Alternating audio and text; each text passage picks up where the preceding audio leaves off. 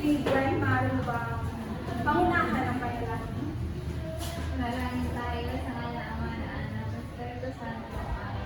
Panginoon, maraming salamat po sa araw na ito at salamat po sa mga bagay na ibinigay niyo sa amin na may kami po ay matuto at nabigyan po ng bagong kaalaman na ang aming araw ngayon. Ito ay aming hinihiling Magandang umaga sa inyo lahat.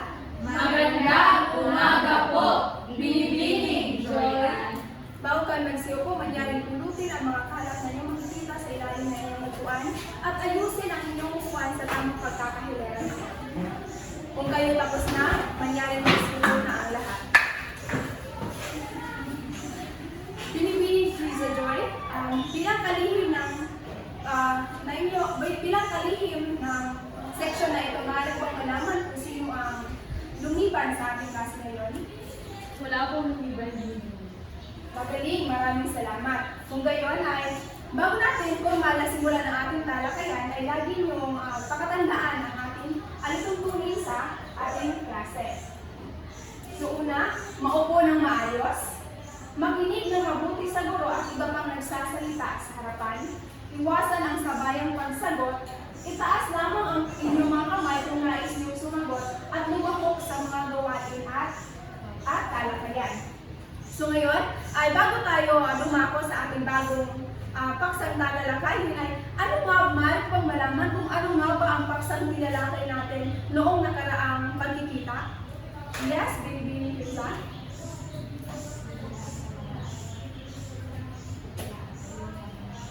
Ito po ay tungkol sa dulang panloob. Okay, maraming salamat. Ito ay tungkol sa dulang pandulaan. So maaari ko bang malaman kung ano ang dulang pandulaan? Ito po ay may balunggo. Ito ay mga genre po ang ang dulang panlaan ay pinapantal sa entablado ng may mga tagapanood. At ang dulang panlaan, tingin ko ito ay nakakaaliw at mas masaya po naman kesa sa ibang mga Okay, maraming salamat. Bigyan naman natin ng palakpakan si Binibining Teresa Joy.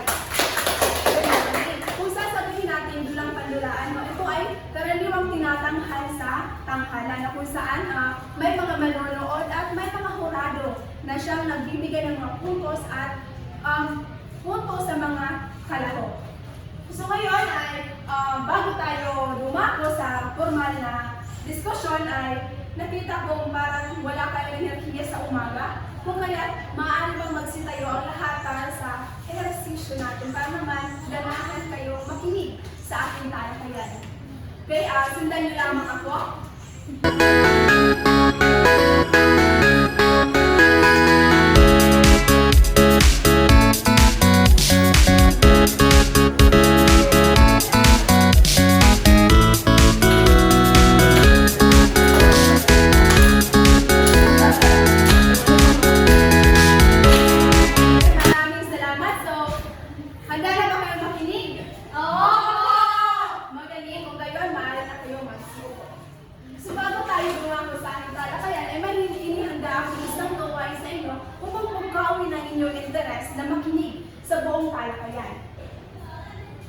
Ito ay pinamagatang larawan. Sa gawain ito, mamimili ako ng mga mag-aaral na siyang sasagot sa mga ipag-flash ko mga larawan dito. Ang tanging gagawin lamang ng mag-aaral ay pagdugtungin ng mga pangalan o letra ng mga larawan upang makabuo ng salita na siyang may kaugnayan sa paksang ating tatalakayin sa araw na ito. So, handa na ba kayo? Opo! Okay, magaling. Ganon, simulan na natin. Maaari kayong itaas niyo yung kamay kung nais niyo sumagot.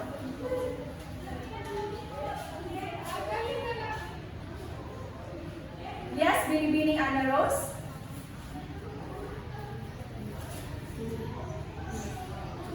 Maaari ba tumayo? Tula. Madali, ito ay tula. So, tul plus letrang A equals tula. Tula. Magaling. At ang susunod na larawan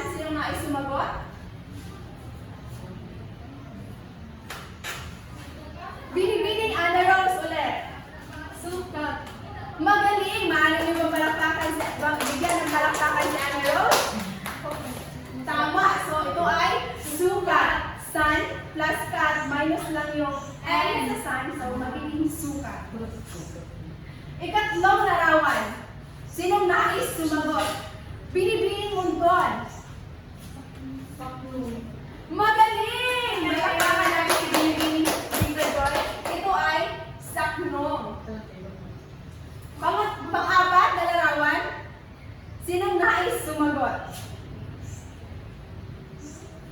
Binibining Krisa Joy. Tugma. Magaling! Palakpakan naman natin si Binibining Krisa Joy. Ito ay bug sa English at ang B ay papalitan lamang natin ng letrang T at matcha kakautasan lamang natin ang letrang N upang maging tugma. So magaling! Magaling Binibining. Ngayon ay lumako na tayo sa panghuli natin, larawan. Ano kaya sa tingin ninyo?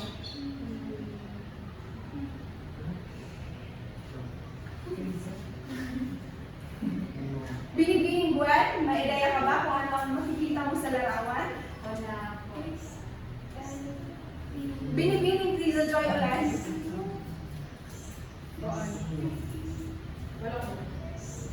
Hindi mo alam. Binibining Ana Rose. Pilipino po.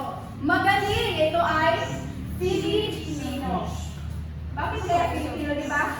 Fish siya sa English. Sa English. Fish. Katasan lamang ng SHH and then ito, liter. T. Katasan ng EG. No. Kaya naging Filipino. So, bakit ko nga, may nakuha na kayong ideya tungkol sa paksang ating tatalakayin ngayon? Kung gayon ay may katanungan ako. So, mula sa ginawa ninyo, mula sa gawain ito, paano nyo nabuo o nahulaan ang mga salitang, ang mga nakatagong salita? Binibining Ana Rose? Nahulaan po namin ang mga salita na ibig po sapagkat may mga larawan itong pinagbabasahan. Magaling! Palakpakan naman natin si Binibining Ana Rose.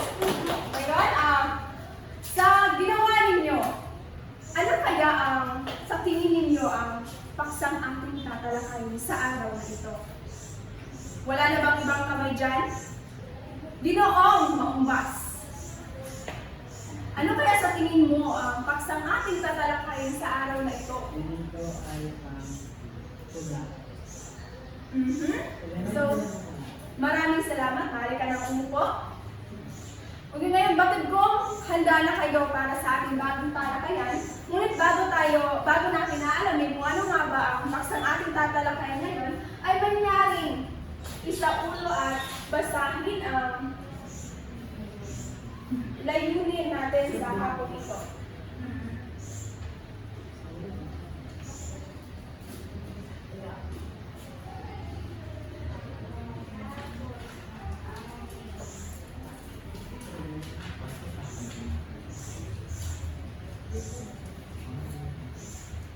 Pagkatapos ng anim Basahin na sabay-sabay.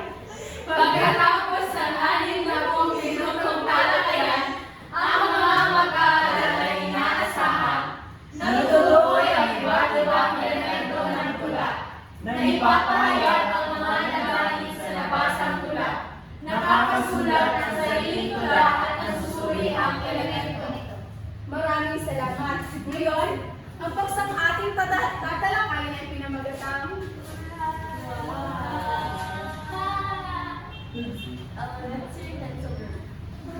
ito ay elemento ng tula.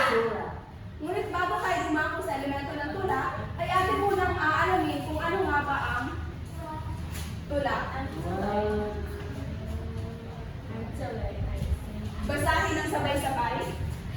Isang anyo ng panitikan na may matalimagang pagpapahayag ng isipan at damdamin. Maraming salamat. So kung sasabihin natin tula, no, ito ay malaya natin may papahayag ang ating mga puro-puro o opinyon tungkol sa mga bagay-bagay na ating nakikita o na-obserbahan sa paligid. So ito rin ay pamamaraan ng isang tao upang maipahayag niya o mailabas na ang kanyang mga saloobin at damdamin na hindi niya kayang ibahagi sa iba. Ngunit sa pamamagitan ng pagsusulat ay maaari niyang mailabas ang kanyang mga saloobin at mga nararamdaman.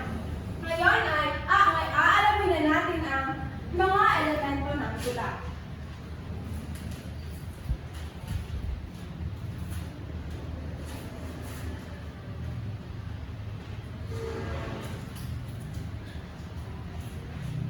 So una ay meron tayong tugma. Ang tugma, ito ay magkasintunog na hulihan. So madali lamang itong tukuyin sapagkat ang tugma ay makikita natin sa huling bahagi ng ating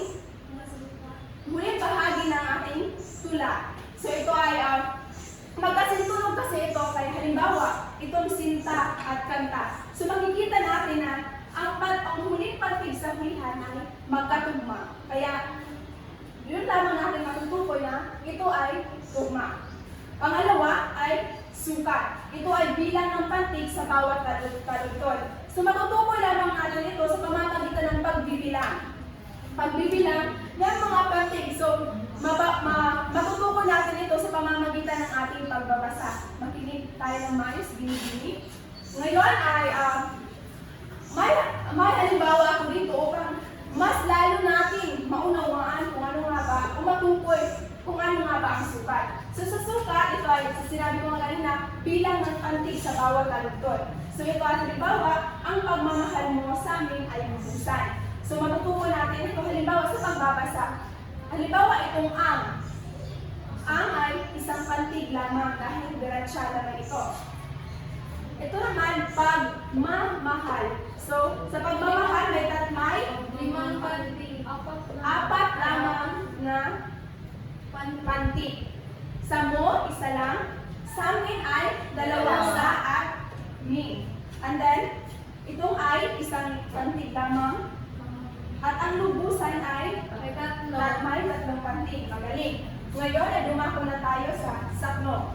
Ang saknong ito ay pagpapangkat ng mga taludtod sa isang tula na may dalawa higit pang linya. So batid ko may alam na kayo dito sapagkat nakasulat na ba kayo ng tula? Oo. Okay, magaling. Kung gayon, di ba sa pagsulat natin ng tula ay may mga parang agad bahagi siya. Opo. So yun yung saknong. Kung baga yun, itong saknong siya ay binubuo siya ng mga linya o mga taludtod na karaniwang nagtataglay ng 3 hanggang 4 na linya. Kaya matatawag siyang saknong.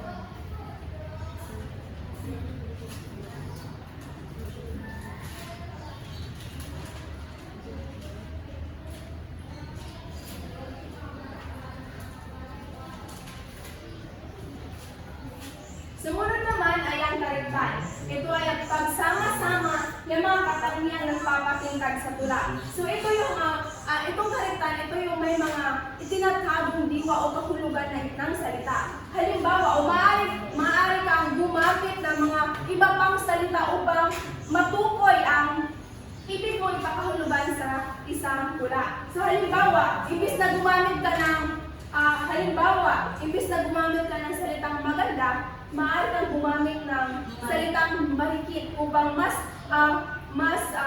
malikhain na basahin ng mga mambabasa at makakapukaw rin ng kanilang interest at imahinasyon kung ano nga bang ibig pakahulugan ng salitang marikit. Pangalawang halimbawa, itong mahirap. So, imbis na gumamit kahit tayo, very common na kasi itong salitang mahirap. Diba? So, para mas maging makapanagpalibig ang iyong tula, maaari kang gumamit ng salitang dukha. Okay? Naunawaan ba ang kariktan? Oo. Ngayon ay dumako na tayo sa taludtod. Ang taludtod, ito ay tumutukoy sa linya o berso sa loob ng isang saknong ng tula. So kung kanina, ang saknong ito yung binubuo ng mga taludtod. Itong taludtod naman, ito yung makikita sa bawat saknong, yung linya mismo ng iyong tula. So halimbawa, kahit ako'y bata, tungkulin ko'y alam, mga tungkulin na dapat sundin. So ito ay may binubuo ng 2 linya. So ngayon upang mas maunawaan natin ay may halimbawa akong ipapakita sa inyo para matukoy natin ang mga elemento na sinasabi ko kanina. Ito ay ang tulang ito ay pinamagatang Pag-ibig sa Tinubuang Lupa ni Andres Bonifacio. So, pamilyar ba sa inyo ang tulang ito? Hindi po.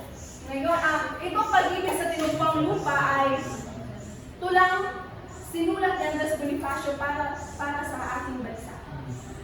Ngayon, itong tula na ito ay binubuo ng 4 na saknong, ngunit 2 saknong lamang ang aking sinulat sapagkat mahaba-haba at nakakapagod yung magsulat, no? Kaya, ipakita upang makita ninyo at tututukoy natin kung ano nga ba ang mas madali matukoy natin ang elemento ng tula. So, unahin natin ang tugma. So, ang tugma, ito yung sinasabi ko kanina ay ang makikita natin sa huling pantig ng salita. So, dito, ano yung salitang makikita nila sa tingin ng tugma? Kaya pagkadakila, lupa, wala. Okay, magaling. Yan ang tugma. Pangalawa ay ang sukat. So, ang sukat, ito ay, sinabi ko nga kanina, bilang ng pantig. So, dito sa unang linya, ilan kaya ang sukat ang makikita ninyo? Labing dalawa po.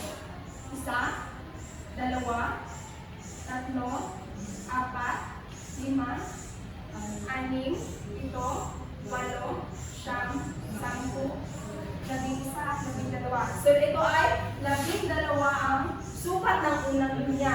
So ganun lang ang para matukoy natin ang sukat. So sa susunod na linya, ganun din ang inyong gagawin upang makuha ninyo at ang bilang ng pantig sa bawat linya. Ngayon ay dumako na tayo sa saknong. Kasi nasabi ko nga kanina, ang saknong ay ang pagpapangkat ng mga linya o taludtod sa isang tula. So ito ang saknong. Ito, isang saknong. And then pangalawa, ito, ikalawang saknong. So yun lang para malaman natin ang saknong. Pangtatlo ay ang karitan. So sa tingin ninyo dito sa pag-ibig sa Tulugbuang Lupa ni Andres Bonifacio, ano kaya ang ginamit niya mga salita rito upang mas bigyan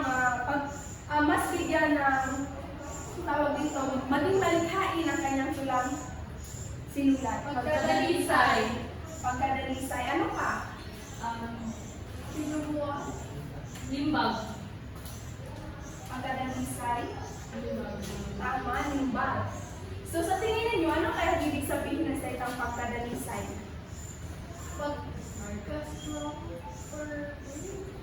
Peaceful. Pagka-pure. Pure. O peaceful, malinaw. Pure. Oo, pure. Pwede rin siya pure. Itong limbag, ano kaya sa tingin ninyo? Publish. Himo. Paggawa? Anong sinabi mo kanina? Himo. Gawa. O pwede siya gawa. Ano pa yun? Sulat. Oo, pwede rin siya sulat. So yun yung, ito yung mga salitang ginagamit upang mas maging malikhain ang isang tula. Panghuli ay ang taludtod. Sinabi ko nga kanina, tumutukoy sa linya. Ito yon, isang linya, dalawa, tatlo, apat. So sa bawat saklong, binubuo ng 4 na linya ang tulang sinulat ni Andres Bonifacio. At ganun rin sa ikalawang saklong, 4 rin na linya. So ganun lang, naunawaan ba? Opo! Magaling. Kung ganun ay, alam ko marami na kayo nakuha na pulot na kaalaman sa ating naging talakayan ngayong araw. Handa na ba ang lahat sa susunod nating gawain? Handa na po. Kung gayon ay papangkatin ko kayo sa dalawa. Ito ang pangkat una at ang pangkat dalawa. So bibigyan ko kayo ng mga materyales na upang dito ninyo isulat ang mga gawain na gagawin ninyo. Pangkat una, group 1, at pangkat dalawa.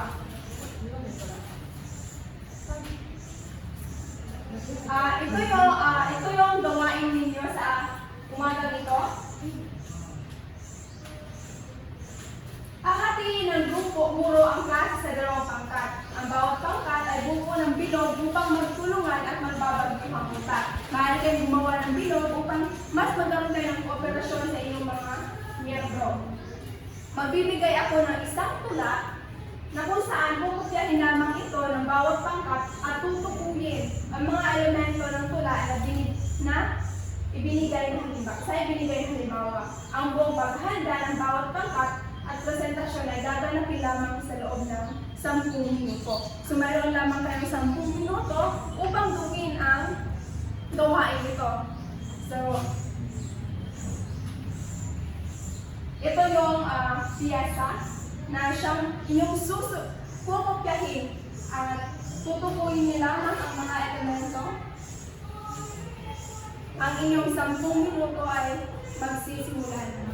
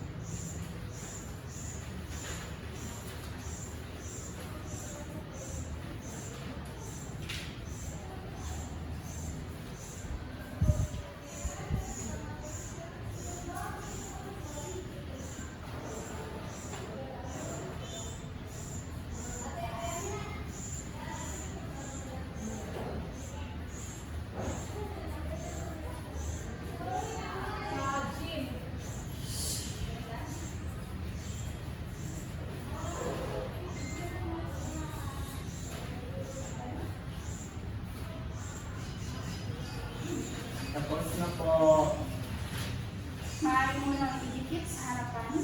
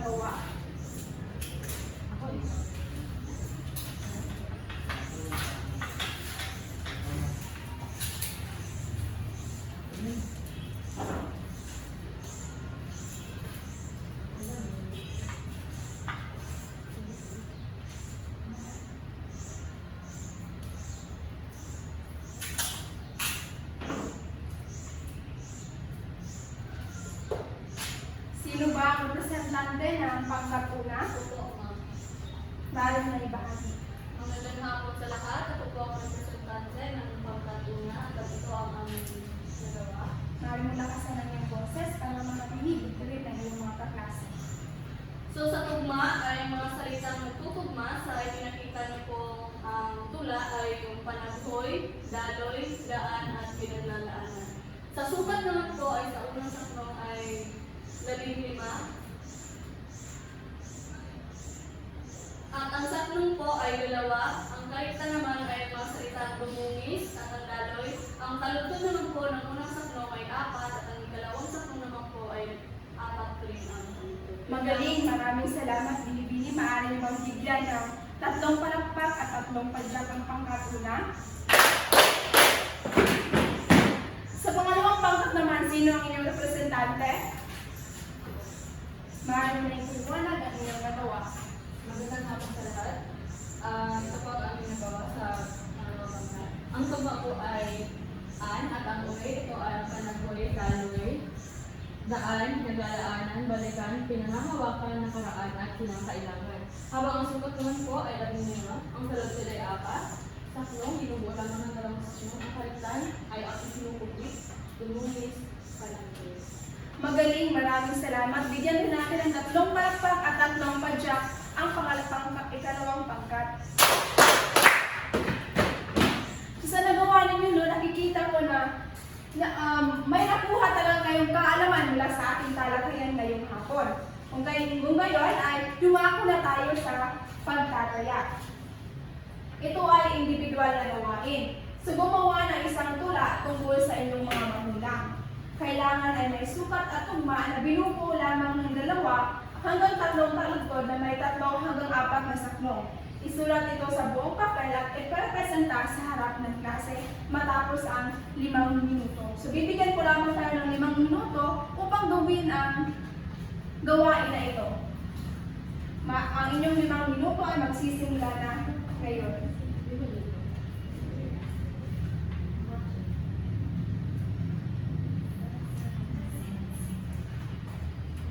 Pipili lamang ako ng mga ilang magbabahagi ng kanilang nagawa.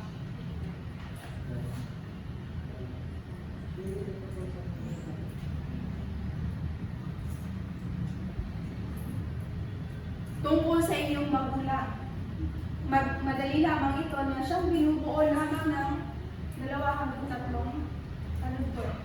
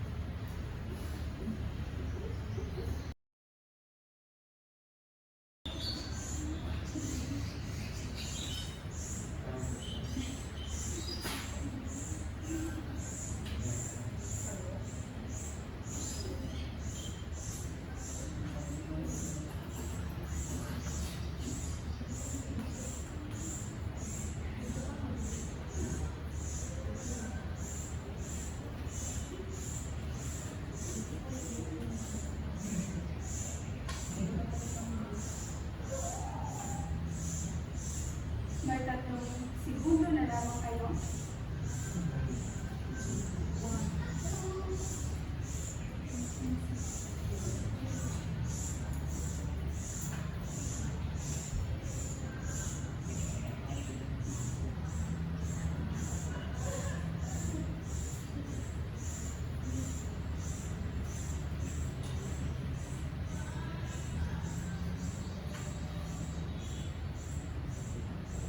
Tapos na ang inyong oras. Maaari ba ipasa sa harapan ng inyong mga nagawa?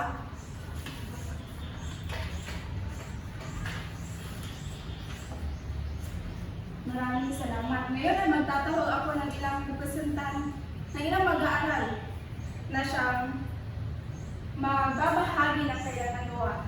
Una ay si Binibining Montol. Maaari ba pumunta dito sa harapan?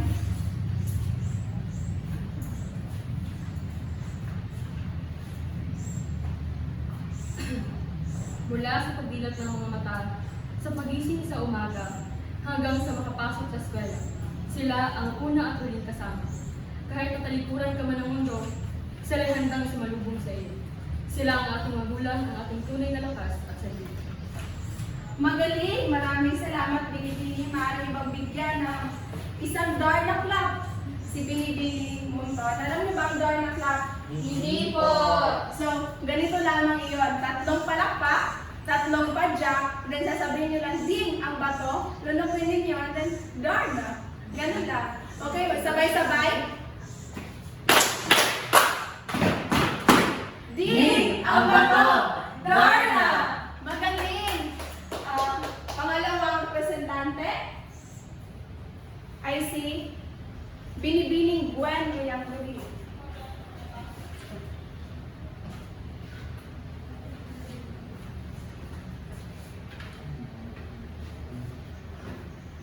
Ika'y maaari ng maging bata, hahayaan kang masigla. Ika'y ingatan tulad ng rosas sa bakuran. Walang ganda ang sa'yo'y malilimutan, ika'y aking sandalan magpakailanman. Sa panahon ng kahirapan, ika'y nariyan, puso'y gumagaan kapag ika'y nasilangan. Sa nakikita ko na ang galing ninyong isang makata, magaling na mga makata ng inyong section. Kung gayon, ay bigyan natin ng isang palaka-clap si Binibining Gwen. Alam niyo ba ang palaka-clap? Hindi po! Okay, ganito lang yon. Buka, buka, buka, buka, buka, buka. Okay, sabay-sabay. Buka, buka, buka, buka, buka, buka.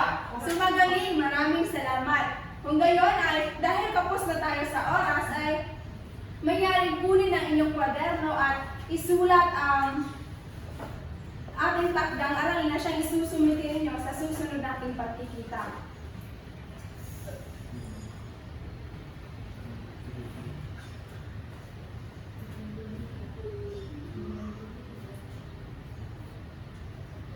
Tapos na po.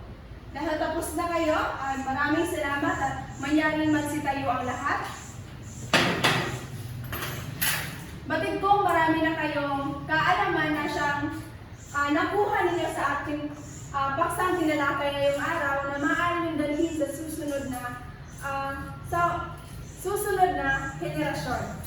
Ang ganon ay bago tayo magsiuwi ay mangyaring pangunahan ng panalangin ng Ginoong Kenneth. Niyo po ang ating mga ulo, sa ngalan ng Ama, ng Anak, ng Espiritu Santo. Amen. Mahal namin Panginoon, maraming salamat po sa araw ng Linggo. Naman po ay dalhin niyo kami sa isang makabuluhan na pag-aaral, lalong-lalo na nabigyan mo po kami ng sapat na lakas at katalinuhan upang ang lahat ay aming maalala at mabaon sa hinaharap. Yan naman po ang aming dinalangin sa ngalan ng Ama, ng Anak, ng Espiritu Santo. Amen. Maraming salamat at paalam. Paalam at maraming salamat po, Binibining Joy. Paalam. Ito na, wala